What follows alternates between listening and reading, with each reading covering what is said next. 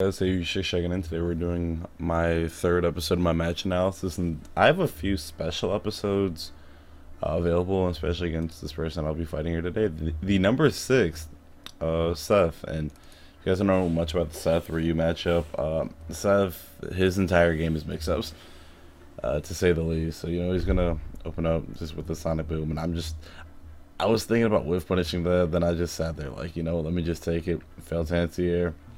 Anti-airing is improving, then you guys will see my later games. Like this was probably recorded like a week or so ago. Got the whiff punish off the fireball. Should be anti-airing all these. I should have punished that so much better. Because, Seth has no health because he was nerfed really hard after Pungo did well. Throw some fireballs. Create some space. He's just doing his thing. Go for an empty jump to throw. Look at all this button mashing though that he's doing. It's kind of ridiculous. Safe jump, the ultra, and punish.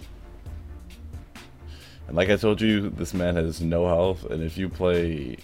It's weird because in the Seth matchup, if you play too defensive, then you're playing to his pleasure. Like, the Seth player, 9 times out of 10, they always want you to be, playing safe, so they can go in SPD you, go in, grab you, go in, go low, go for... Does Seth have any overheads other than his little...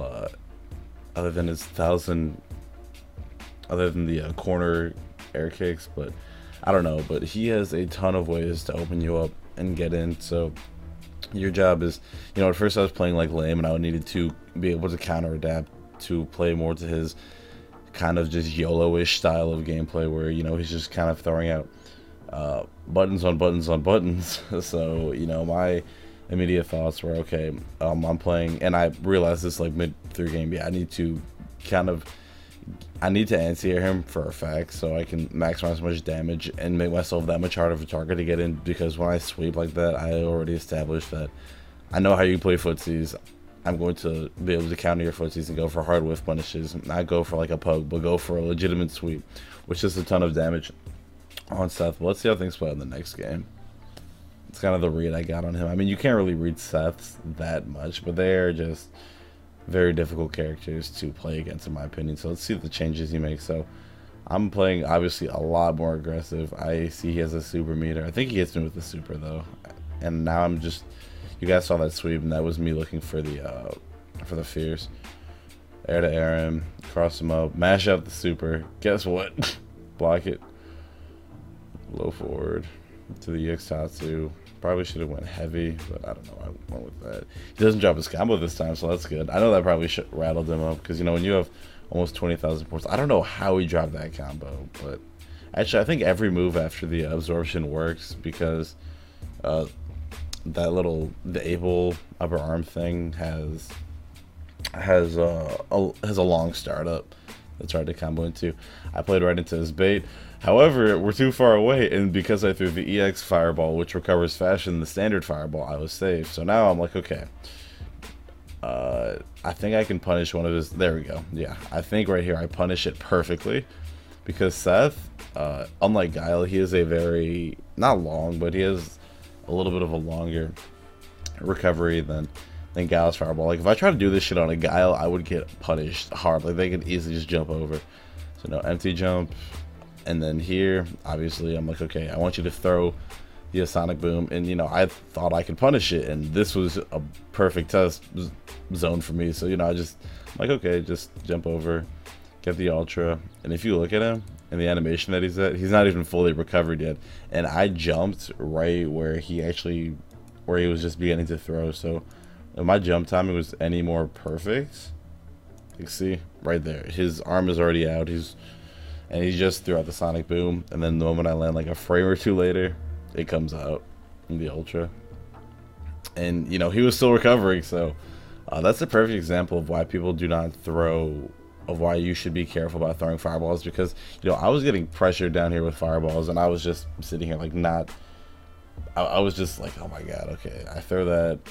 EX is fast recovery, so I'm good at that. And, in EX, probably, I wouldn't be surprised if it killed Seth, because this character has no health, but...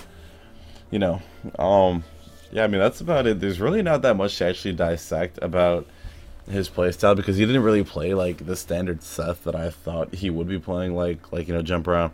He didn't hit me once with an SPD. Didn't play a really pressure heavy. He actually played an odd zoning Seth that eventually, I guess, I adapted to.